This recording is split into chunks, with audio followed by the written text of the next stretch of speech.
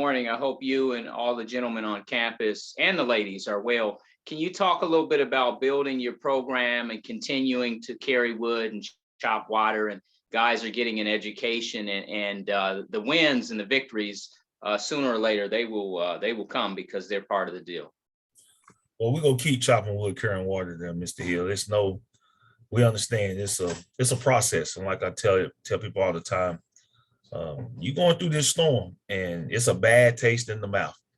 And you taking it. You're taking it, and we're being professional in our display, and our young men are being disciplined. And like I told them, the only way is to keep working and just trust the process. But the weight room, supplements, nutrition, it's going to take, all those things being a part of the rebuild process.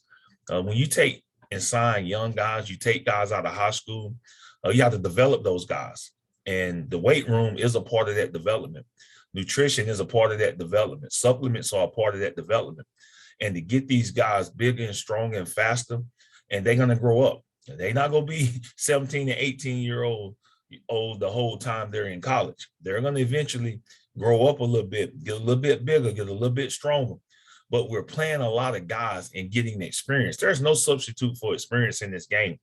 And we held some guys the whole season until we get to the last 4 games and give them a chance to play. So next year's team, we'll have a lot of experience. We'll have guys that have played a lot of snaps, have guys that have played that were young. And that's where we are right now. Putting the 3 phases together has been a struggle for us. I think the game shifted when we had a 12-yard punt. We was ahead, we was backed up, and then our freshman punter, somehow we end up with a 12-yard punt. They get the ball on the plus 21, and it's hard to play defense from the plus 21. But that started the momentum for Howard, and from that point on, it was hard to get off the field. Third down was another big one. So I think we got to look at some things. We're figuring it out. Guys are playing. They're playing hard. They're competitive. And that's what I'm most proud about. Coach, we flip the script. We get into November football. Can you just talk a little bit about November football and the Meac and continuing to grind, if you will? Well, I think we go play, 4, really 5 opponents that were, really good on the offensive line, like really big football teams. We played Dale, and then you play Howard, who's athletic up front. They're older up front. They're experienced up front. And, they have a very good football team, and Coach Scott's done a great job of building his program. So when you look at it, you say, where's the separation? I really think it's from those teams that during COVID hit the weight room and played a couple games, because they have a leg up. It was some schools in the Meac that didn't do anything during COVID. And you can see that their players are not developed or where they should be from a weight room standpoint. Even if you didn't play, if you lifted 4 days a week during COVID, your football team got bigger and stronger. And you can't take those days away. Then you got to look at 5th year and 6th year seniors. We had that a year ago. Now, some teams are getting to that point now and next year. And then those guys are bigger and stronger. So I think you're seeing in the programs in the Meac that some schools took fully advantage of the COVID situation as it related to developing their players. So it's tough. And you close that out with A&T, North Carolina Central, and South Carolina State. I just hope we have enough players healthy enough to finish the season.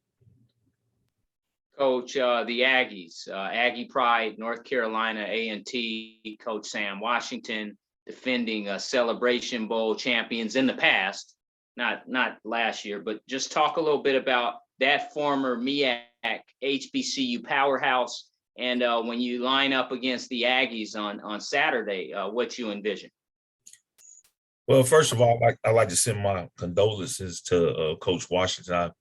I know he buried his mom, and I played for him. So I played defense for him and for him and his family. He's an outstanding young man. And, I was fortunate to have those kind of mentors in my life when I played. And he's done an outstanding job taking over that A&T program. And he's going to continue to do a good job as long as he's the head coach, because he's one of the better defensive-minded coaches that I ever been around. and they haven't changed. They are who they are. They not go reinvent the wheel. One thing about playing A&T, you got to match their intensity. They believe that they are the bullies, and that's what they instill in those guys down there in Aggie country. I had an opportunity to work there, and they haven't changed. He has a good staff. He has a good football team. They're going to play hard. They're going to be well coached, and you got to put your mouthpiece in your mouth and say, you know what, we ready for the fight. And that's how the only way you gonna be able to take on them or take them down. Coach, last question. The Meac, every game is crucial with a handful of teams, but just talk a little bit about how important it is to get those wins and stack those wins up, because ultimately there's a trophy on the line and a title. Well, we're trying to go 1-0. We're trying to just figure out how to get a win. Just figure out to win. And the Meac play at the end of the season is tough. But I do think the beginning of the season and how you structure your schedule in the beginning sets up for some success late in the season, because you got to go into Meac play healthy. If you're not a healthy football team, if you're a beat up football team, you're going to continue to get beat up as you get into Meac play, because every game is going to be competitive and it's a lot of parity in the league, and it's a physical brand of football.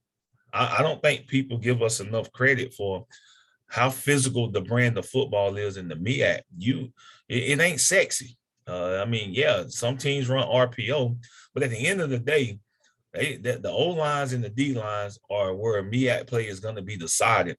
And you got to bite down on your mouthpiece, and you got to be willing to stick your face in there and mix it up. And whichever teams down the stretch is going to do that the better, is going to have the opportunities to represent this conference as champions. And we understand that, and we're going to have to build our football team for the brand of football that it takes to win the Meac. And that's in the trenches. You got to have some guys that are bloody your nose in the trenches, and that's what it's all about. Thank you, Coach. Have a blessed week and safe travels A&T game.